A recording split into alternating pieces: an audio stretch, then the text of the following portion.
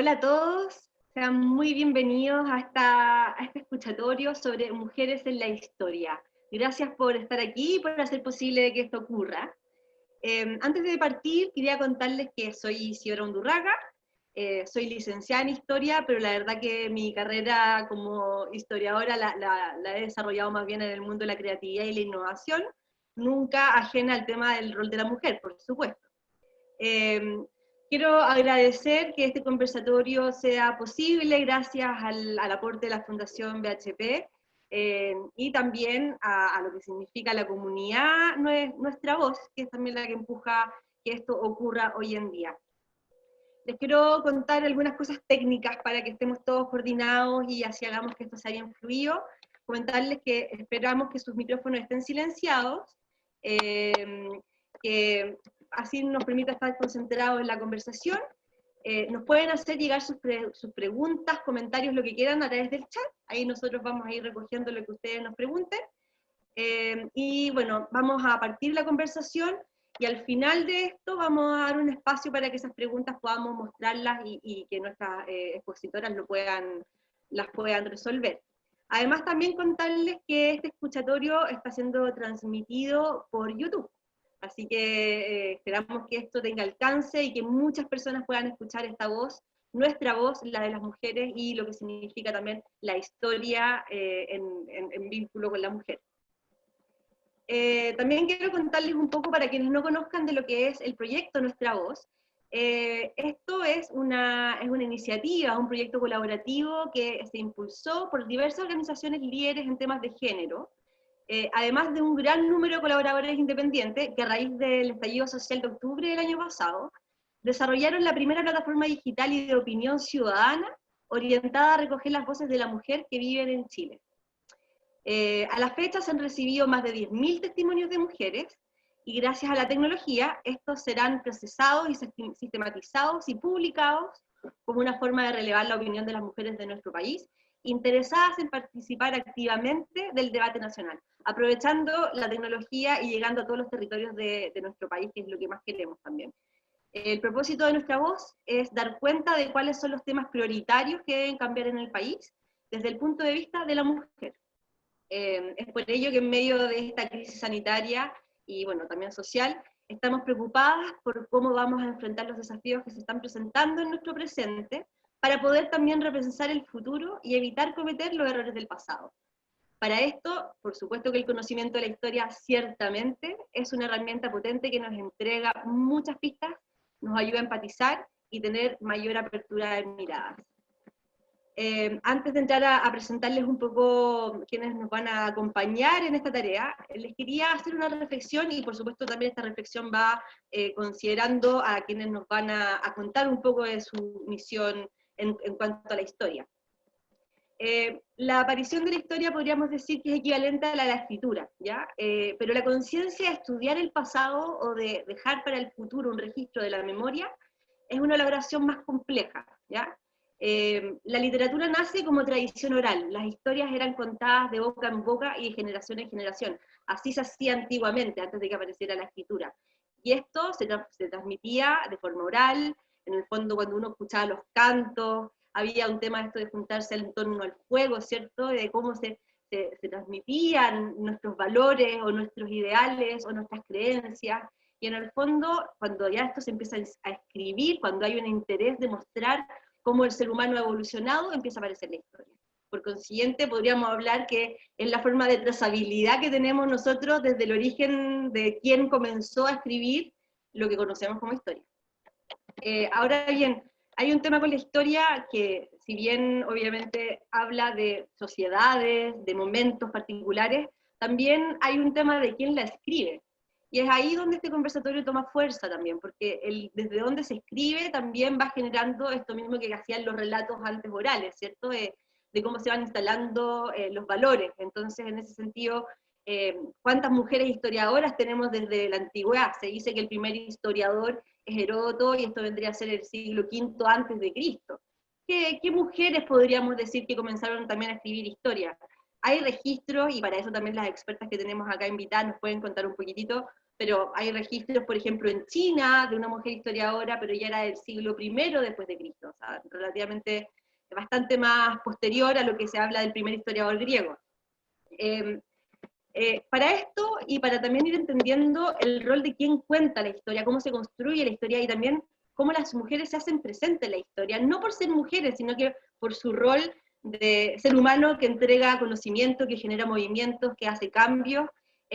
Quería presentar a Ana María Stuen.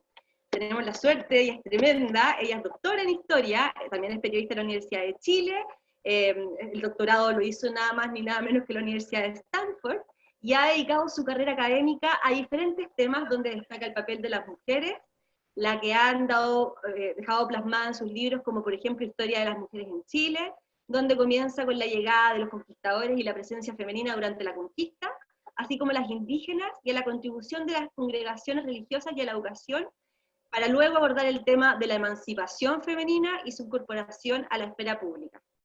Ana María es hoy directora de Historia de las Ciencias Políticas de la Universidad Diego Portales, y también es presidenta de la corporación Abriendo Puertas y autora de diversos reconocidos libros. Bienvenida, Ana María, muchas gracias por estar con nosotros. Hola, muchas gracias por la invitación. Vamos a seguir con la presentación de las dos siguientes expositoras y ahí vamos a entrar a las preguntas, ¿les parece? La segunda historiadora que tenemos acá presente es Pía Montalva. Pía es diseñadora de la Universidad Católica y doctora en estudios latinoamericanos por la Universidad de Chile. Pía es de las pocas historiadoras locales que ha profundizado en el estudio de la indumentaria como expresión particular de las personas, de sus contextos y de los cambios históricos y culturales que vive una sociedad. Hace 15 años este cruce de temas la llevó a publicar su primer libro, Morir un poco, un análisis del devenir de la moda chilena entre 1960 y 1976. Su investigación, por un lado, legitimó la indumentaria como objeto de estudio histórico, y por otro, aportó a la historia de la mujer en Chile desde una nueva mirada.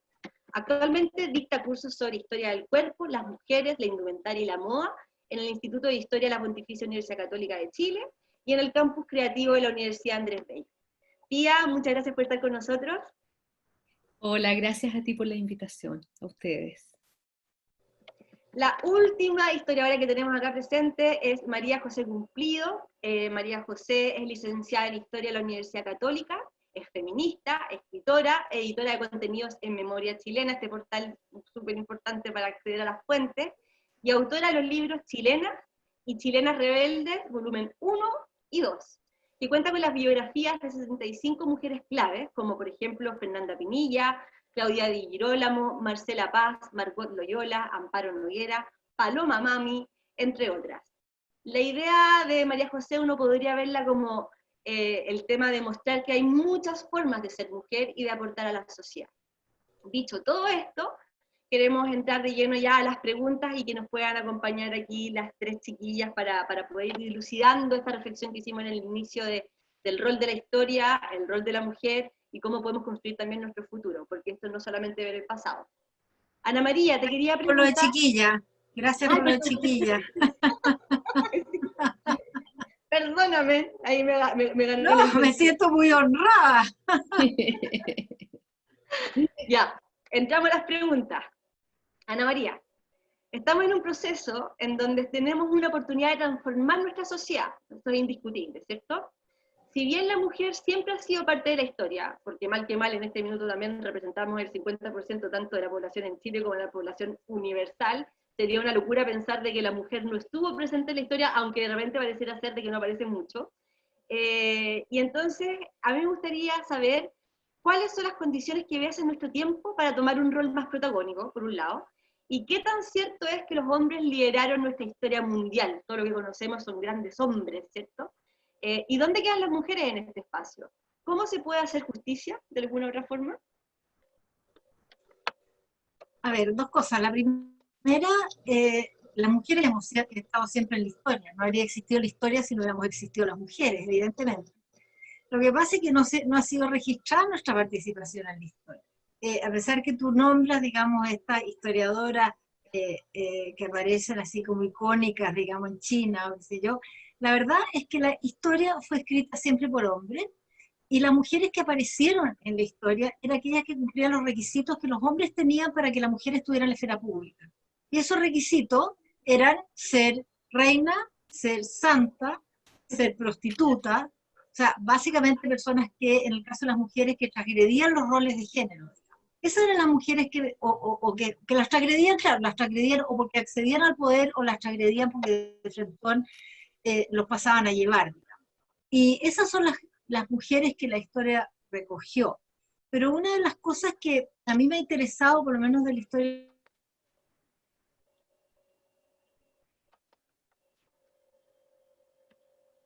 el problema es si tú escribes desde la perspectiva de los valores que justifican estar en la esfera pública, desde la perspectiva de género masculina, evidentemente las mujeres no vamos a aparecer. Pero cuando tú buscas, digamos, otras formas de agencia, otras formas de definir lo que es el poder, encontramos que sí las mujeres estuvimos en la historia y tuvimos roles relevantes. No teníamos derechos, por supuesto que estos derechos no eran reconocidos, pero eso no significa que no tuviéramos otras formas de estar cercanas al poder. Un poco indignas si tú quieres, porque eran de presión a través del rol que ejercían los hombres, a través del rol, en el caso de las mujeres conservadoras, ¿no es cierto?, el rol que ejercían los maridos.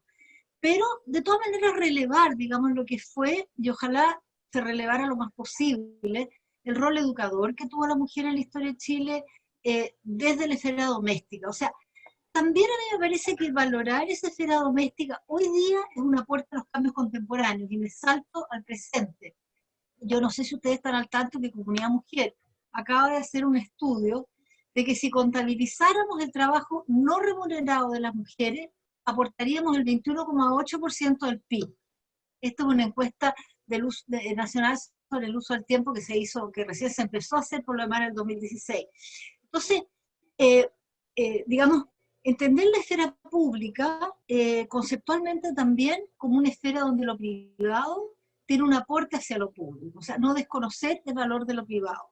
Eso no quita, insisto en el punto, de que no justifica de ninguna manera el que las mujeres estemos excluidas de algunos espacios, ¿no es cierto?, como lo tienen los hombres, las brechas salariales, la participación de las mujeres en los directorios, la participación de las mujeres en general en el trabajo, el hecho de que las mujeres, por ejemplo, tenemos mayor presencia, somos mucho más en el mundo académico, en el mundo de la educación superior según la OECD, sin embargo, tenemos mucho menor participación en el debate público. En fin, esas son esferas, digamos, de injusticia respecto a la mujer o de desconocimiento del rol de la mujer, que podemos hacer, como dices tú muy bien, hoy día un aporte importante, porque las condiciones están dadas con todas las resistencias que también existen. O sea, yo creo que no podemos dejar de reconocer que muchos de estos espacios que se han ido abriendo han sido espacios que se han ido abriendo desde un feminismo bastante a veces radical,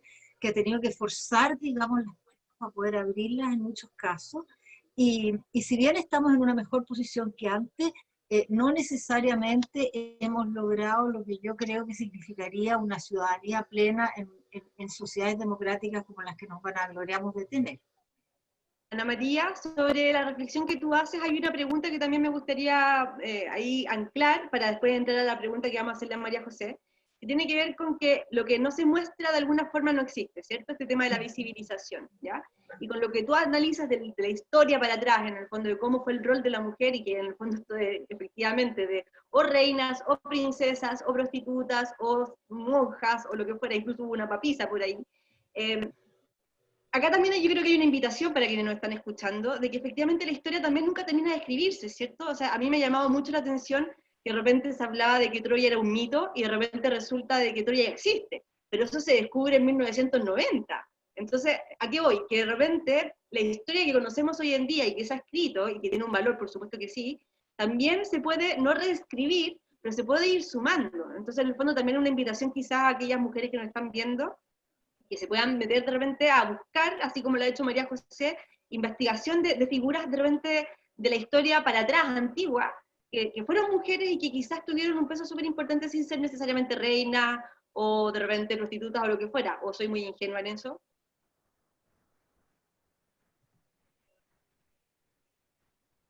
Ana María.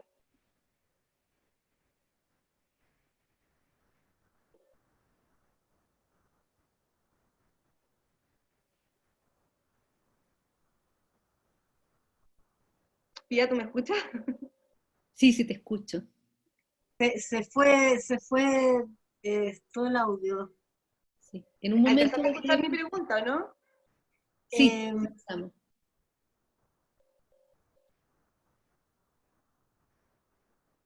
¿Puedes repetir la pregunta? Porque la verdad que yo me perdí una parte. Sí, no, que yo te decía que también como abrir los espacios o las oportunidades a pensar de que también la historia desde la antigüedad, no necesariamente Ah, desde el tiempo sí, sí, sí. moderno, se puede reescribir involucrando a más mujeres, porque así también empezamos a generarle valor a la historia, no reescribirla, pero sí complementarla y hacerla más robusta, ¿no? Mira, la historia es un proceso absolutamente dinámico que se va escribiendo y reescribiendo todas las veces que aportamos nuevas fuentes, nuevas miradas, digamos, porque lo que yo te digo, por ejemplo, sobre hacer aparecer a las mujeres del siglo XIX, por supuesto que requerimos para hacer eso, requerimos de otras fuentes teóricas, fuentes metodológicas, de otros registros para poderlas hacer aparecer. Por ejemplo, todos los trabajos sobre el poder de Michel Foucault. Sin eso, probablemente no habríamos tenido las herramientas para poderla hacer aparecer. Entonces, gracias a Dios, las mujeres, las historiadoras nunca vamos a quedar cesantes porque siempre van a ir apareciendo nuevas miradas que podemos hacer. Ahora, yo creo que respecto de hacer aparecer, de hoy día, digamos, trabajar el tema de la historia de mujeres, también tiene la ventaja de la historia y género, que también es una categoría que nosotros tenemos hace no tantas décadas atrás, digamos. O sea, cuando se empezó a escribir la historia de las mujeres, lo que los norteamericanos llamaban el her story, o sea, el cuento de ellas, apareció como una historia reivindicativa que lo que hacía era sacar a los hombres de la historia para hacer y aparecer a las mujeres. El género lo que nos postula es que este es un mundo relacional, en que las mujeres y los hombres actuamos en conjunto en la historia, y que lo que tenemos que tratar de lograr es que esa actuación conjunta sea lo más paritaria posible, pero que siempre hemos estado. Lo que pasa es que lo otro que es fundamental es también tener una mirada de género respecto de los roles de cada uno. Es decir, lo que decía antes, valorar no solo el rol doméstico, sino que valorar la participación diferenciada de la mujer en los distintos ámbitos y considerarla una fuente historiográfica válida. O sea, y aquí voy a plantear el trabajo de la Pía, que yo lo admiro tanto. Bueno, la moda no es un tema que se mire solamente como que las mujeres se preocupan de la moda, ¿entiendes? Sino que entender que este es un proceso sociológicamente muy interesante, muy validable, y por eso admiro que Pía se animó en un terreno o cuando yo empecé a hacer cursos de historia de mujeres, mis alumnas eran mujeres, y los hombres no se atrevían a participar de los cursos de historia de mujeres. Entonces, ese es un proceso que yo creo que todavía tiene que irse dando mucho en el mundo de la academia y en el mundo de la investigación histórica. Muchas gracias, Ana María. María José, te ¿Cómo toca. estás? Bueno, muchas gracias por la invitación, primero que nada. Estamos felices y un honor tenerte. Es bueno también tener ahí la variedad de las miradas. Yo quería ahí preguntarte, aprovechando la investigación que has realizado y de las publicaciones que generas, sobre todo con tus libros, a mí me gustó mucho, porque te lo leí en una entrevista, esto que significa que hay muchas formas de ser mujer. ¿Y cuál es el rol y el significado de esa construcción de la historia? Sí, yo pienso que de alguna manera, y en la primera capa quizás, cuando se empezó a estudiar a la mujer, siempre eran cosas como, por ejemplo, las mujeres en la independencia, un poco lo que decía Ana María, como algo aparte, no como algo integrado, no como una historia de la independencia donde entren ambos géneros, ¿no? Y eso es bien problemático porque justamente estás volviendo a discriminar de alguna forma, como si la historia de la mujer fuera otra cosa que no es historia, que pasa mucho, por ejemplo, en la polémica sobre literatura femenina, como si fuera otra cosa, ¿no? Que literatura. Y en ese sentido yo me refería hay muchas formas de ser mujeres porque aquellas que hemos podido rescatar, o las historias donde las mujeres están en primer plano, que hemos podido rescatar, van a ser también muy distintas entre ellas. Y eso va a ser muy interesante, por ejemplo, podemos hablar de uno de los primeros periódicos, ¿no?, de mujeres en el siglo XIX, que es el Eco de las Señoras de Santiago, pero vamos a hablar de mujeres de élite, ¿no?, conservadoras, y va a ser algo muy distinto, por ejemplo, a la que posteriormente la revista de Valparaíso, por ejemplo, que va a ser Rosario Orrego, ya en la década de los 70 del siglo XIX. Así también pasa un poco con la historia de la primera ola del feminismo, ¿no?, donde por un lado vamos a tener mujeres como Martina Barros Borgoño, o Inés Echeverría, o Amanda Labarca, que van a postular un feminismo bien dedicado a la educación de la mujer, pero al mismo tiempo va a tener una Esther Valdés o Carmela Geria, ¿no?, mujeres obreras, que van a publicar Diario Obrero, y la mirada no va a estar tanto en la educación, sino en el rol del Estado, y cómo el Estado se va a hacer cargo de los problemas obreros, de la maternidad obrera, etcétera, etcétera.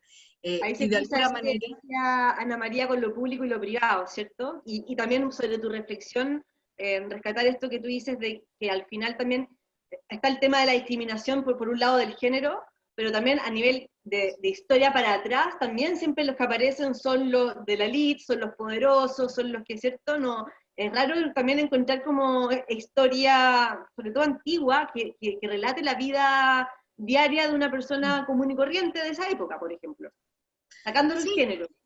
sí, claro, claro, y yo creo que eso también es interesante y es finalmente un poco lo que se empezó a hacer a partir de los 50, 60, que es rescatar también la historia popular.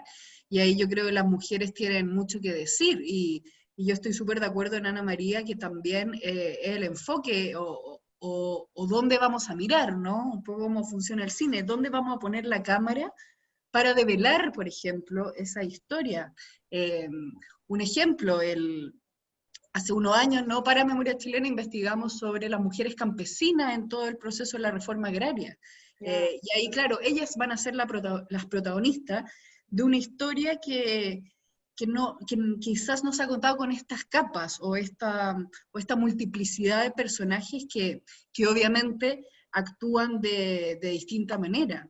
Y otro dato curioso, una historiadora, María José Cabrera, si no me equivoco, publicó un paper sobre la aparición de historiadoras en las revistas académicas, y hoy día sigue siendo subrepresentada, y a eso le añadimos que digamos, desde que se inaugura la Universidad de Chile hasta hoy, cuantitativamente de lo que más se ha escrito en libros es sobre la Guerra del Pacífico, ¿no? Entonces, cuando eso es lo más que tenemos, por así decirlo, faltan tantas otras historias Claro. y otras justamente perspectivas que ahí yo estoy muy de acuerdo en que necesitamos esas múltiples perspectivas, no para seccionar la historia, sino para hacerla mucho más compleja y para preguntarnos en el fondo dónde estaba la gente que se parece a mí también. Que es una pregunta que a mí me pasa mucho cuando uno va a los colegios y le pregunta a los niños por qué la historia les parece aburrida, y es como porque ven puros gallos blancos, ¿no?, que no se parecen a ellos, y es como, pero cuando tú le das valor, por ejemplo, a la historia que esas niñas o niños te cuentan sobre sus abuelas y cómo lo unen con la historia, ahí prenden al tiro. Entonces, ahí Ahí tengo también... una pregunta, perdón por interrumpirte, desde la historiografía, y también entendiendo a quienes nos están viendo, porque creo que este es un espacio súper rico, más allá de ver también el rol de la mujer en la historia, de la historia. Me pasa lo mismo que tú dices, o sea, generalmente también hay como falta de información del valor de la historia, porque incluso cuando uno estudia historia, es como, ¿a qué te dedicas? ¿Eres profesora? Y hay como un gran signo de interrogación, ¿cierto? Sin desmerecer que uno puede ser profesora o, bueno, pero la pregunta que te quería hacer tiene que ver con esto de nuevo, me estoy poniendo un poco romántica quizás, pero si en un principio se hacía a través de vía oral y eso también generaba toda una experiencia, quizás también el llevar la historia al papel ha generado un poco esas barreras y esos distanciamientos que tú comentas que al final terminan haciendo que la historia parezca algo lejano cuando en verdad son todas las señales y todas las pistas de todo lo que ha acontecido en el ser humano como individuo. Sí, yo creo también que tiene mucho que ver cómo, en el fondo, cuál es el sentido que le puedes dar a la historia o cómo conectas con la historia, porque porque hay, en el fondo, la típica frase que la historia permite no repetir errores del presente o aprender del pasado, etc. Pero yo creo que también está esto de empatizar con personajes que en otras épocas muy extrañas tuvieron que tomar decisiones o tuvieron que vivir ciertas vidas, que de alguna manera siempre van a ser un eco en alguien, ¿no? Y también un punto relevante es que no sé, el primer bestseller de Chile, ¿no? Fue una novela histórica, por ejemplo, ¿no? Que fue, ¿cómo se llama? El séptimo de línea. Hoy día vemos, por ejemplo, que un bestseller que lleva años siendo bestseller es Baradit, que cuenta esas historias, pero de otra forma. Entonces, ahí también hay que pensar cómo los lectores están recibiendo y están pensando también esa historia. Y esto como hipótesis, y a mí me da la sensación de que la historia les hace sentido cuando ven a esos otros personajes que tienen vidas o se parecen más a ellos, y permite también que hacerse la pregunta de, bueno, ¿por qué yo estoy acá y por qué estoy con estas condiciones? Yo lo veo mucho con niñas chicas, ¿no? Que cuando vemos temas de la historia del feminismo, el voto, etc., la ilumina mucho esta idea de que para ella estas señoras del año 1, ¿no? De principio del siglo, fueron las que permitieron que hoy día fueran al colegio, a la universidad, votaran, etc. Y ahí ellas mismas se preguntan, bueno, entonces yo también tengo que hacer algo por las mujeres del futuro. Entonces ahí hay una conexión que de alguna manera se vincula en parte más con lo emocional que con el mero, digamos, la mera idea claro, del conocimiento acumulativo, por así decirlo. Claro, de la erudición, por la erudición nomás. Claro. Súper interesante tus reflexiones, María José, muchas gracias. Pía, vamos haciendo como una posta, pero aunque no lo crean, va todo conectado, eso me gusta harto. Bueno, la semana pasada tuvimos como noticia que yo creo que es algo que nos viene bien y que yo creo que ti, María José, ahí espero ver rápido una publicación tuya, que tiene que ver con esto de que el colectivo feminista chileno de las tesis fue nominado la semana pasada por la revista Times como una de las 100 personalidades más influyentes del 2020. En el fondo, las tesis presentan varias cosas, pero una de las que a mí más me ha llamado la atención particularmente es también el tema de la semiótica que implica el colectivo. Independiente de la canción, que obviamente la canción se instala y rompe barreras y nos representa de forma correcta en lo que es realmente el derecho de la mujer. Pero además también hay una puesta en escena, hay un look, hay también una coreografía, ¿cierto? O sea, hay algo que también invita a que todos se puedan sumar. ¿Qué te parece a ti este fenómeno? Bueno, hay un cruce de lenguajes que tiene que ver con, no sé, con el texto no es inocente, o sea, todo el resto del lenguaje, el uso del espacio y la indumentaria, la construcción de apariencia está en función de ese mensaje. A mí me parece un fenómeno interesante y me parece interesante sobre todo más que yo te diría el efecto que tiene, que por supuesto siempre va a ser positivo, sobre todo para quienes están más involucradas en el activismo, digamos, que no es mi caso. Yo hago un trabajo mucho más reflexivo que de activismo, pero me parece interesante analíticamente porque yo lo cruzo con elementos que están antes, como cambiar o como resignificar estos objetos. Por ejemplo, en lo que se refiere a la apariencia, hay la imagen, yo te diría, no sé si oficial, no sé si se puede hablar de imagen oficial en este caso, pero una de las imágenes que más circulan son imágenes de ella con los cuerpos homologados en esta tenida de trabajo, que es como esta jardinera, pero de color naranja o roja, digamos, en un tono más intenso. Y eso de alguna manera es interesante porque por un lado está como homologando esos cuerpos, está hablando de un colectivo, que es muy importante acá, porque no es una demanda individual, es una demanda colectiva que quiere sumar, digamos, a quienes están alrededor. Y entonces elige esta tenida de trabajo neutra, que también es muy significativa, porque está vinculada primero a lo masculino, es la típica jardinera que aparece, Claro. y que es la indumentaria, ¿no es cierto?, de mineros y granjeros en Estados Unidos, y en otros lugares después, ¿ya? Entonces tiene que ver con ese tipo de trabajo, con un trabajo manual, ¿no es cierto?, físico, no es un trabajo intelectual. Entonces, de alguna manera vincula eso, algo que es propiamente masculino, hay una apropiación ahí, apropiación que la moda ya ha hecho en distintos periodos, o sea, jardineras se usaron en los 70, en los 80, están en la indumentaria, están en el guardarropa, digamos, y siguen ahí, van y vienen, pero son una posibilidad. Y por otro lado, y esto es lo que más me interesa a mí, es la manera como usan la venda. Me impresiona mucho ver vendas en el espacio público, a mí particularmente porque yo trabajé en mi libro Tejidos Blandos un capítulo específico sobre la violencia dictatorial de Estado en el contexto desde la detención hasta la salida, pero esto es en el contexto específico de la prisión política y la tortura. Entonces, el llamado a hacer público este uso de la venda, claro que es voluntario el uso de la venda, eso marca una diferencia súper importante, no es impuesto, digamos, por un sistema, pero también qué tipo de venda, una venda negra, pero después el llamado es una venda transparente.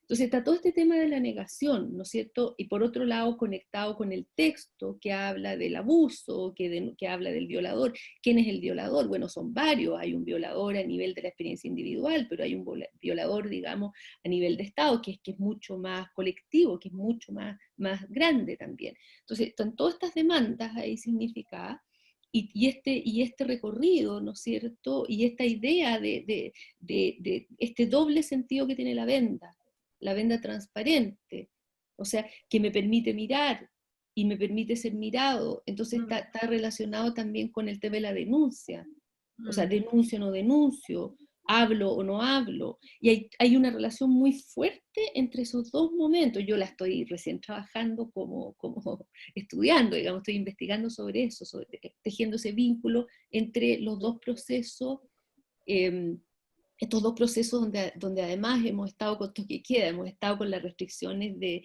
la libertad de circular, y ligando algunos rasgos que están y cómo se manifiestan, uno en el espacio de reclusión, otro en el espacio público, las capuchas también es otro ejemplo, pero en el caso de la tesis me interesa particularmente la venda, y cómo me impresiona, y yo te digo que al principio me descolocó, o sea, cómo las mujeres se vendan en el espacio público, porque yo después de haber tenido conexión con todos esos testimonios, para mí es una cosa que es muy significativa también a nivel como personal, emocional, ¿no es cierto? Por todos los testimonios que escuché y para hacer ese libro y lo que leí.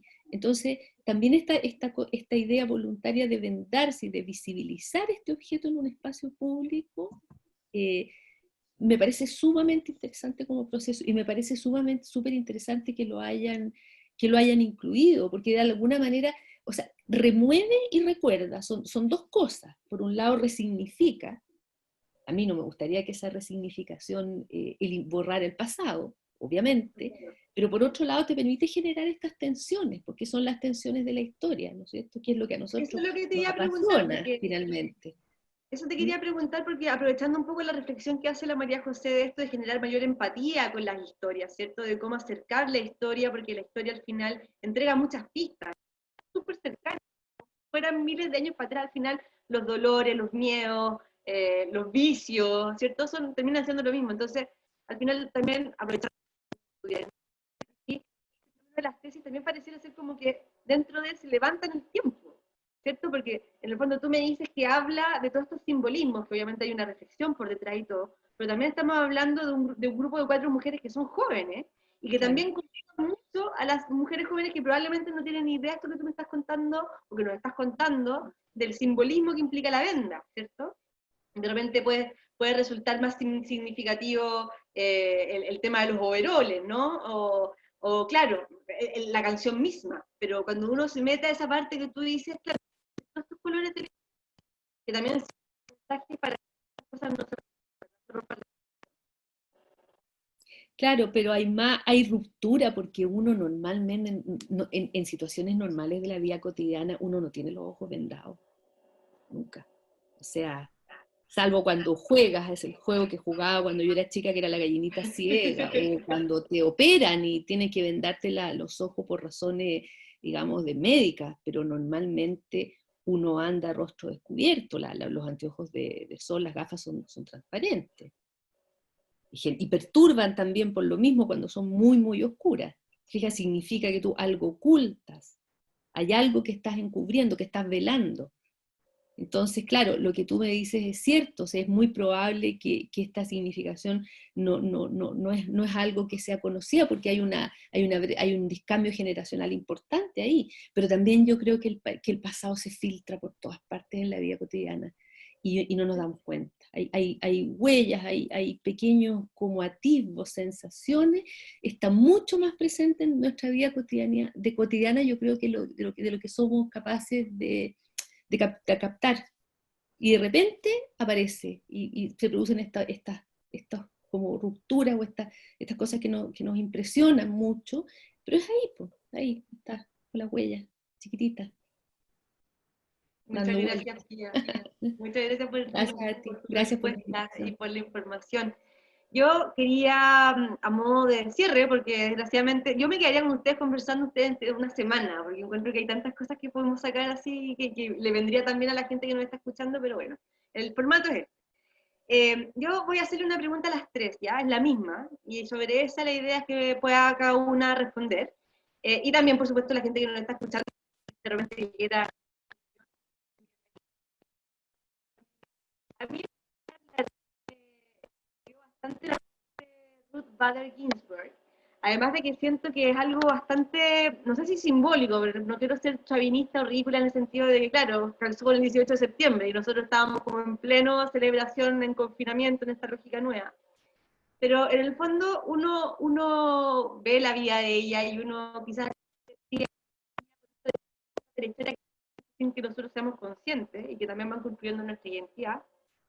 Uno no sabe, por ejemplo, que gracias a ella, no sé, uno es capaz de poder abrir una cuenta bancaria sin tener que pedirle permiso al hombre. Por decir una de las cuantas cosas que ella movió, que ella se preocupó mucho el tema de la igualdad del género.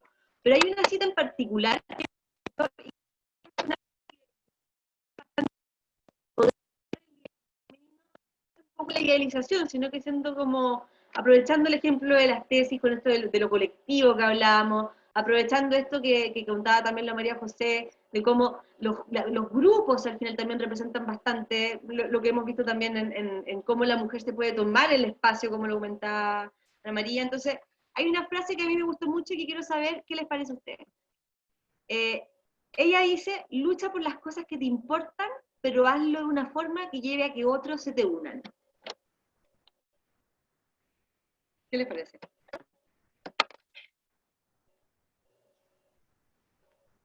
Yo creo que esa frase es una frase que representa una estrategia política, ¿no? Claramente. O sea, hay una instrumentalización de la lucha en función de lograr un objetivo, ¿no?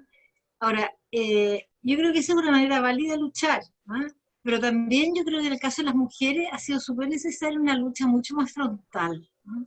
Porque no ha sido suficiente con el hecho de digamos, de defender aquellos espacios en los cuales tendríamos que estar, a través del debate público, al cual, por cierto, no hemos tenido acceso siempre. Entonces, no siempre estuvimos la política no siempre estuvo en nuestro camino, digamos. O sea, como yo les decía, en el siglo XIX, las mujeres, si queríamos influir, lo hacíamos desde el hogar hacia los maridos, en el caso de las mujeres de la élite. Y en el caso de los sectores populares, digamos, las mujeres tuvieron que esperar probablemente hasta las primeras masculinales, los primeros sindicatos, para poder realmente tener una voz relativamente pública. Entonces, la política, como estrategia, como tú nos estás planteando, no estuvo siempre a nuestro acceso.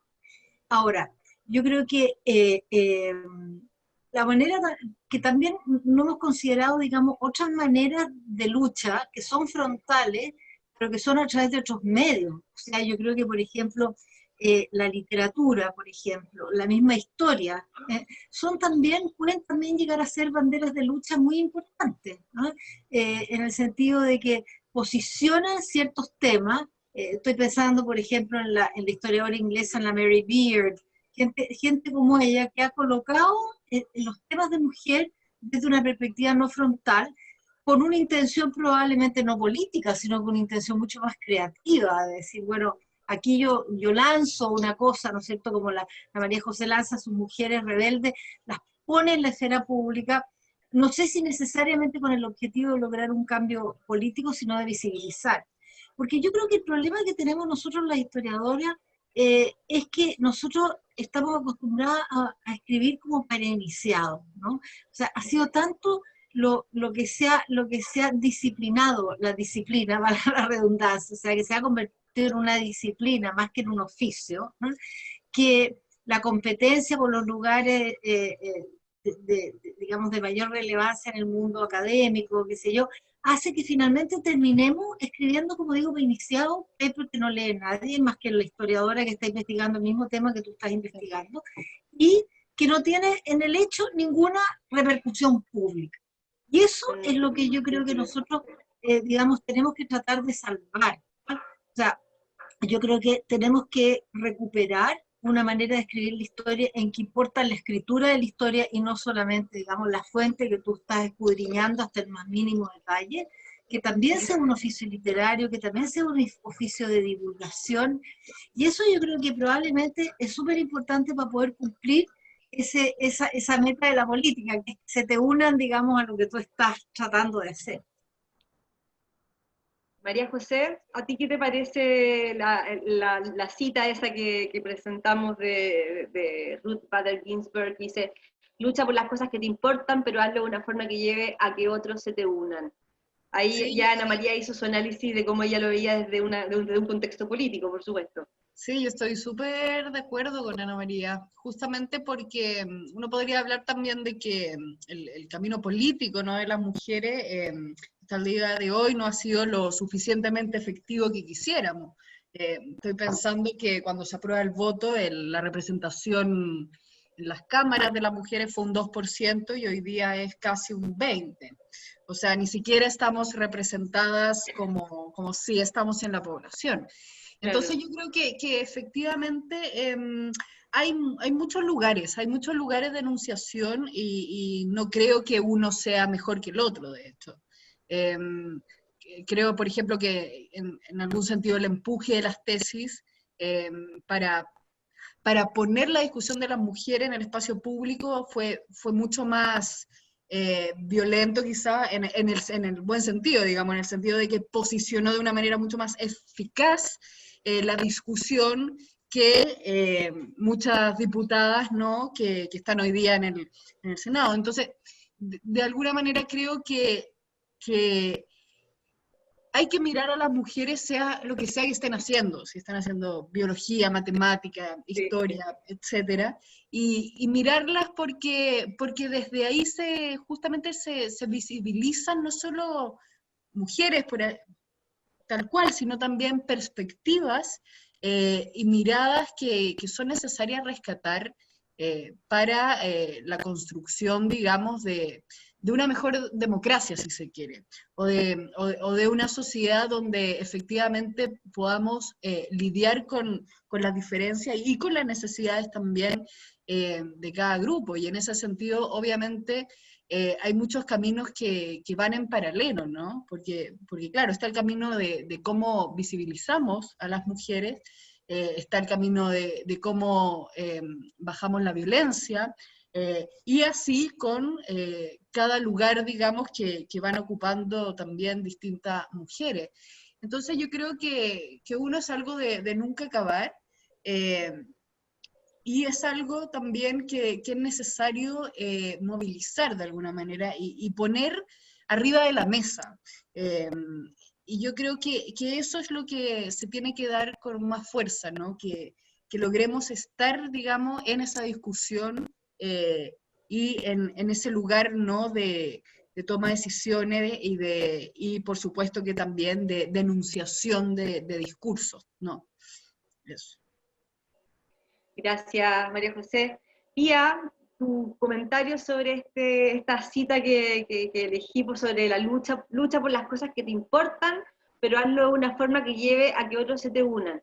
Y ahí yo también quiero, antes de que la Pía nos pueda responder, quiero complementar un poco lo que ha compartido María José y Ana María, porque la verdad que a mí lo que más me emocionó de esta cita, independiente del peso político que por supuesto que lo tiene, es que me parece que habla también de un nuevo tipo de liderazgo, o de un nuevo tipo que en el fondo de algo que nosotros no estamos acostumbrados, sobre todo en una sociedad como es en este caso la americana, que es de donde ella procede, ¿cierto? Sino que tiene que ver con esto de que al final de repente muchas veces está el tema de que hay algunos que brillan y suben y etcétera, o imponen, y creo que ella también llama, desde esta cita, por lo menos a mi modo de ver, llama a que hay que ser lo suficientemente también sexy o suficientemente inteligente para conquistar, y que en la conquista quieran sumarse, y que no sea una cosa así como también como tirado a la violencia, o tirado como a este juego de poderes que yo creo que la historia muestra que muy efectivos no han sido. ¿Ya? Claro, sí, yo estoy de acuerdo con lo que señalan Ana María y María José, Ya. y no es mucho lo que puedo agregar, pero a ver, me parece que también es una frase estratégica, y creo que hay que pensar desde dónde se enuncia esta frase, o quién la enuncia, porque finalmente ella es una mujer que viene desde el mundo de las normas, de la normativa, viene del mundo, digamos, del derecho, y en ese sentido es se supone apegada a la norma, ese es su ámbito de trabajo. Por lo tanto, no es una estrategia radical, es una estrategia que se entiende desde el mundo en que ella está inscrita. Y por otro lado claro, es cierto que esta sumatoria es atractiva, pero también tiene otro lado, ¿no es cierto? Porque tiene el lado de la negociación, y tiene el peligro de la negociación del exceso de transacción, o sea, de mover el límite más allá de lo deseable, si pensamos que las mujeres siempre hemos estado en una posición desigual, no estamos negociando simétricamente, hay una simetría de poder. Entonces, en ese sentido, solo, digamos, acotar esa dimensión, porque yo creo que eso es algo que nunca no se nos debiera olvidar, ¿no es cierto?, en relación al lugar que hemos ocupado históricamente y al que ocupamos, más allá de que hemos avanzado, más allá de que hay una invisibilización que es evidente y que eso no significa que las mujeres no hayan estado en la historia, por supuesto que estuvieron en la historia, y hemos estado, pero siempre desde ese lugar asimétrico, que no es en igualdad de condiciones con el hombre. Entonces, en ese sentido, a mí también me parece súper importante que se estudie el tema en el contexto del género, porque yo creo que es justamente en estas relaciones de género donde podemos también entender más esta simetría y este lugar, y cambiarlo, digamos, ver, porque es una manera también de tener referencias, informaciones, y de abrir, digamos, posibilidades para generar los cambios que necesitamos y que son muchísimos. Todos apuntan a la desigualdad, pero finalmente en muchos ámbitos de la vida de las mujeres. Muchas gracias a las tres por responder esta pregunta. Y para ir cerrando, les quiero compartir la última pregunta. Esta pregunta se hace en todos los escuchatorios de Nuestra Voz, porque es un poco la invitación a todas las que nos estén escuchando, de que lo compartan también, que se metan a la página web y hagan lo que va a hacer Pía, María José y Ana María, que es responder qué es lo primero que cambiarían en Chile.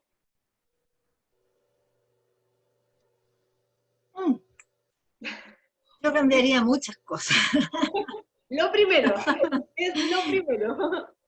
Mira, como historiadora voy a partir por lo más próximo, y es la Constitución.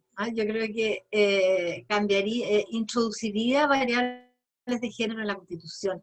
A mí me impresionó mucho leer que en la Constitución de Irlanda, por ejemplo, está escrito que una Constitución que no contempla la igualdad de hombres y mujeres es una Constitución que no aporta el bien común. Me impresionó muchísimo eso, y yo creo que ese es un elemento que es muy importante que nosotros podamos introducir. Pero me voy a aventurar con otra cosa menos inmediata y más permanente, digamos, que es también la valoración del trabajo no remunerado de la mujer, que yo creo que lo mencioné cuando comencé. A mí me impresionó muchísimo el porcentaje del PIB que aportaría el que el trabajo de la mujer sea valorado. Porque por mucho que nosotros queramos hacer los cambios culturales que se necesitan en las perspectivas de género, ¿no es cierto? En el sentido de que los hombres valoren el trabajo de las mujeres, que participen del valor del trabajo del hogar, que cambien pañales, etc. Esos son cambios culturales que se dan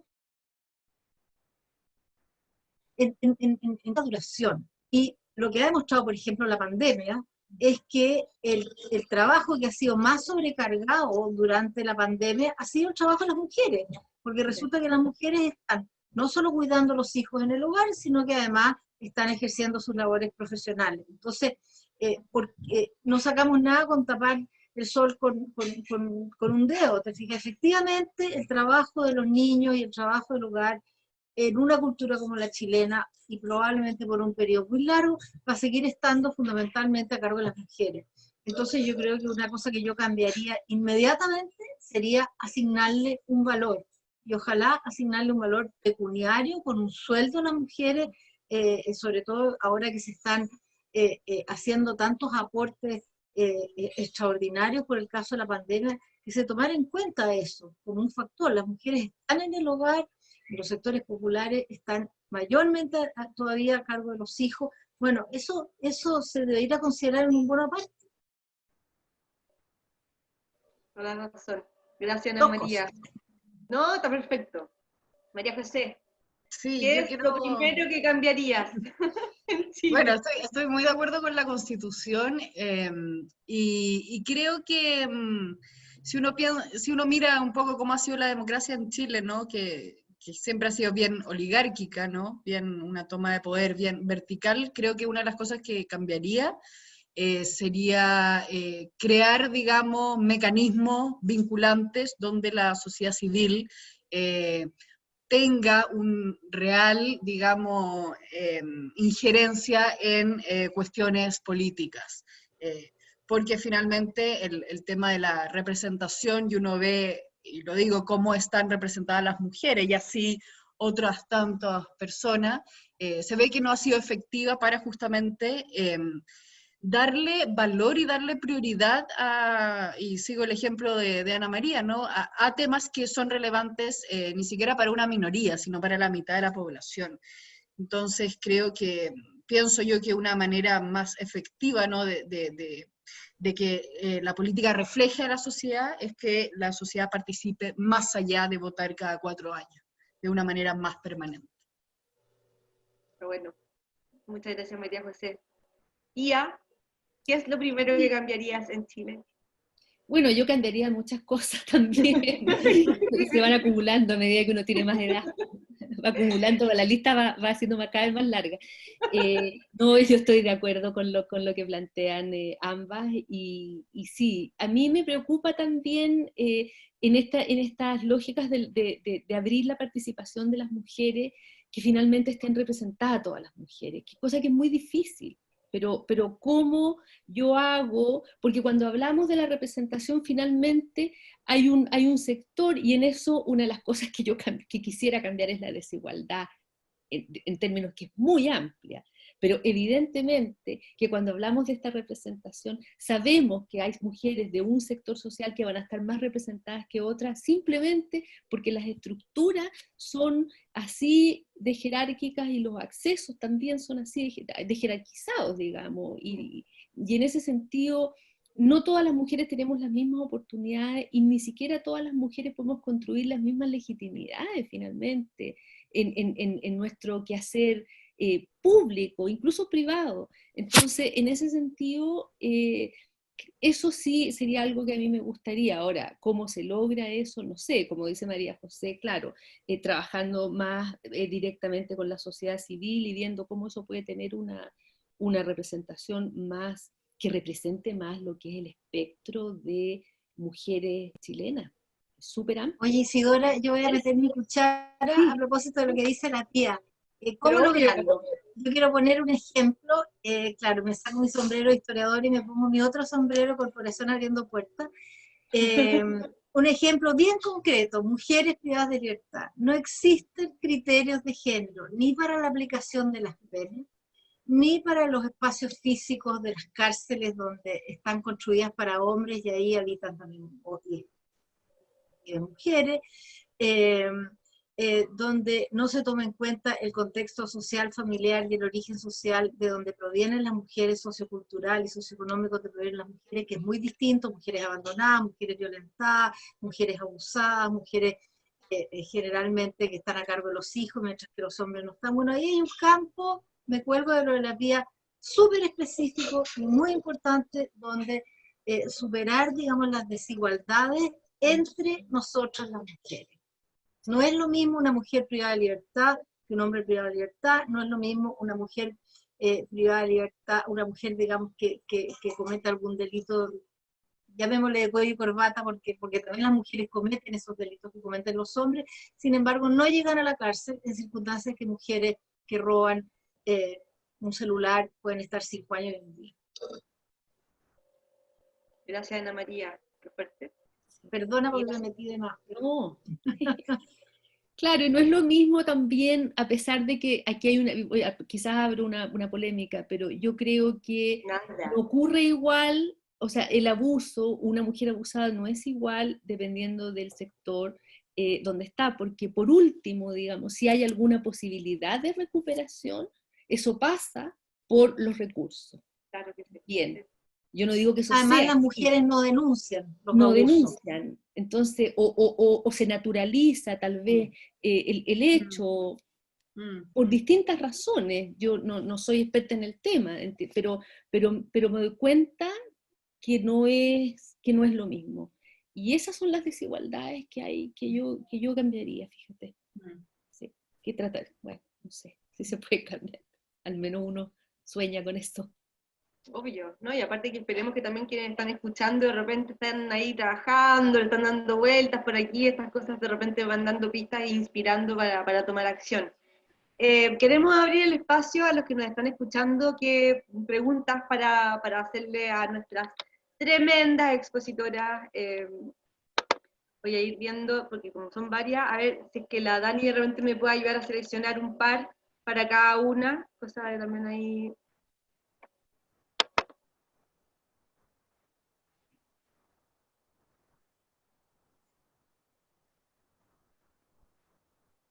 Estoy viendo, perdónenme.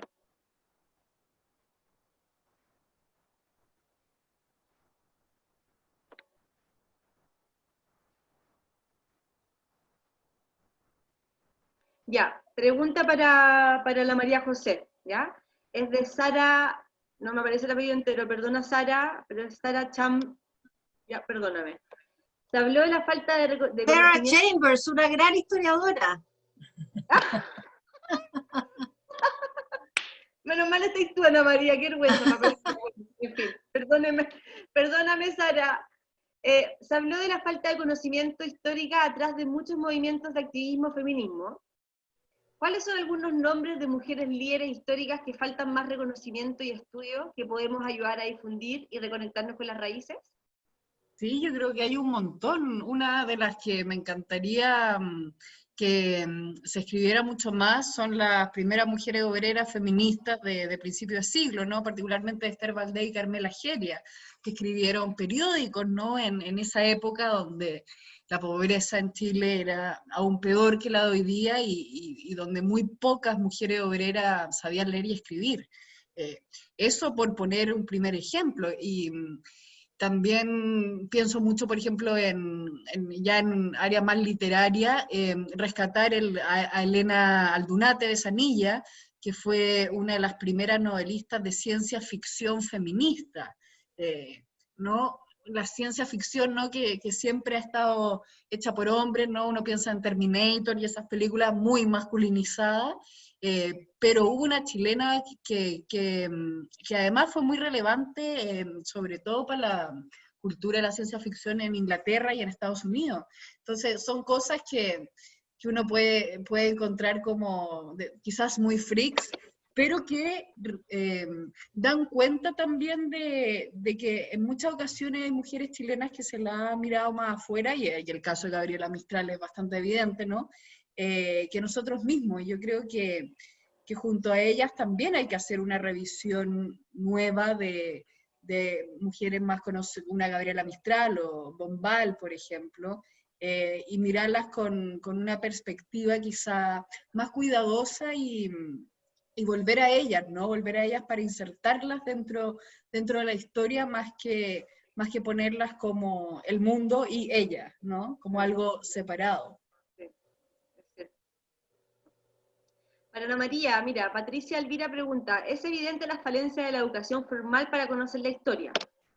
¿De qué manera y desde dónde se pueden hacer acciones para superar esta realidad que perjudica en especial a las mujeres? Bueno, de partida, lo que yo encuentro que ha sido terrible ha sido que se disminuyera el currículum de historia en los colegios. Eso ya, con eso... Sí, además que el principio que lo inspira es completamente nefasto. Es decir, ¿cómo puedes tú saber educación cívica si no tienes alguna mínima formación histórica? Eso para mí es lo más demencial que se ha cometido respecto de la formación histórica en este país en los últimos años, ¿no?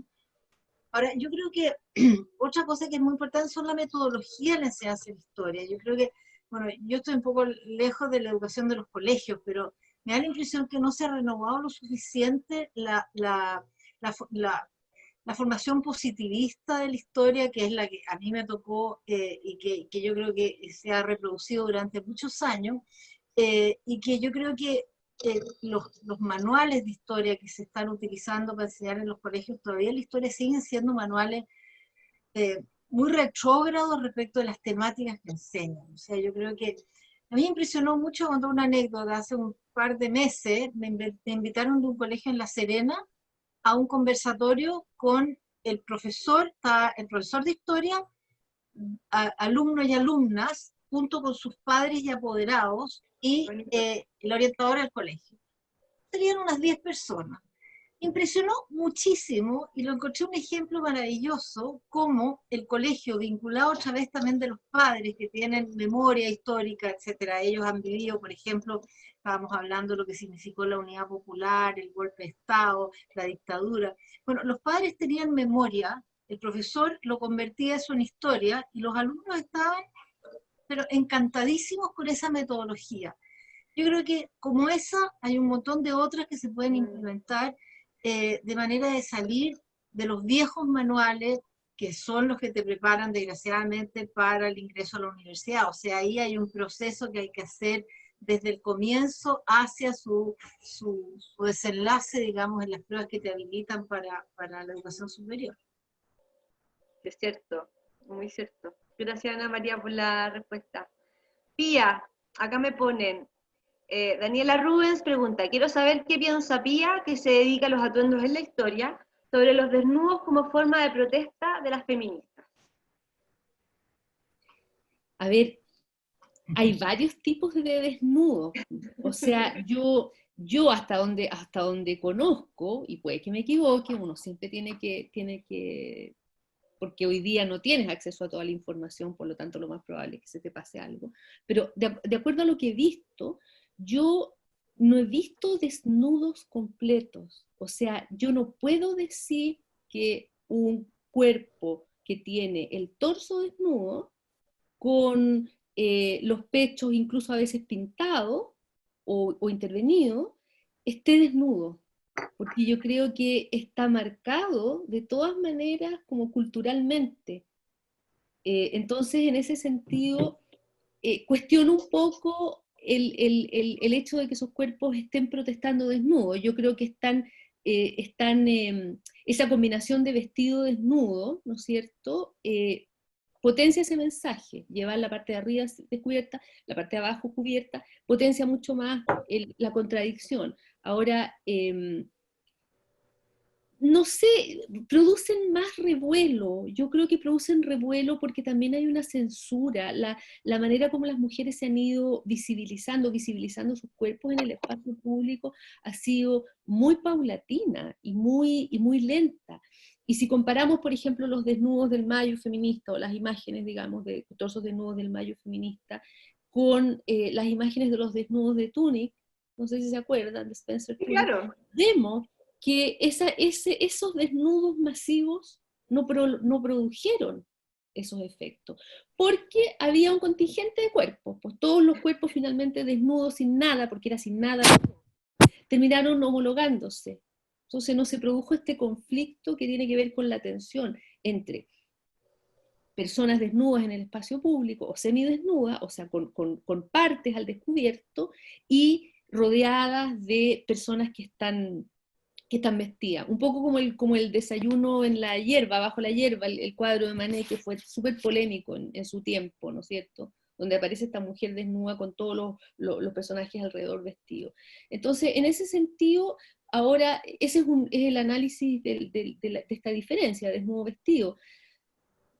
Yo no sé si será tan efectivo o no es tan efectivo. Yo no tengo problemas con los desnudos, digamos, pero también entiendo que hay construcciones y hay ciertos paradigmas que están entalados, cánones, de presentación del cuerpo en el espacio público o en la vida cotidiana, que marcan el hecho de cubrir el cuerpo en determinados momentos. Y esos son cánones que siguen vigentes. O sea, yo no me paseo, digamos, desnuda en la calle. De hecho, hay posibilidades de sanción también. Claro. De sanción efectiva. Entonces, no está dentro de las normas de convivencia, por así decirlo. Y en ese sentido, esa es la ruptura.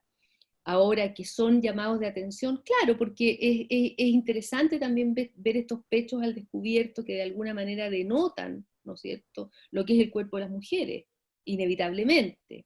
Entonces es mostrarlo y es mostrar esa diferencia y hacerla visible de una manera muy radical. Entonces, tiene sentido. O sea, está muy vinculado también a la quema de sostenes, que es un elemento opresor, a todo lo que, a la quema de sostenes de las feministas de los 70, la marcha donde queman los sostenes, porque claro, es un símbolo, digamos, de la opresión. Ahora, eso también es relativo, porque nosotros pensamos siempre que en la historia de la indumentaria nos hemos ido liberando, pero no es tan así. Claro, o sea, hemos ido liberando nuestra ropa, pero hemos ido, digamos, cada vez más construyendo el espacio como de nuestros cuerpos, ¿cierto? Cada vez más exigida, porque el cuerpo se ve más, cada vez más concentrar esas exigencias y esos cánones en la configuración misma de nuestro propio cuerpo. Todas las intervenciones que se pueden hacer ahí. Pero bueno, ese es otro debate. No sé si le contesté la pregunta en realidad. Creo que sí. Sí, no, totalmente. Y como les digo, yo creo que esto da para conversar tanto y tantas reflexiones que se pueden ir profundizando. Desgraciadamente estamos ya llegando al tiempo prometido. Agradecerle nuevamente a Ana María, a María José, contarles que esta charla va a quedar arriba en YouTube también para que las que participaron quieren compartirlas, que la compartan. Son visiones y son opiniones muy interesantes y también que sirven de guía. Agradecerles que participen también, que nos hayan querido escuchar. Ojalá todas se vayan enamorando cada vez más de la historia. Es algo bastante útil y bonito. Y además contarles que se viene el 2 de octubre, el próximo viernes, el escuchatorio sobre mujeres emprendedoras de Quilicura, a propósito también de esto de poder representar y visibilizar distintos mundos donde las mujeres están ahí tomando roles importantes. Agradecerles nuevamente el tiempo y muchas gracias.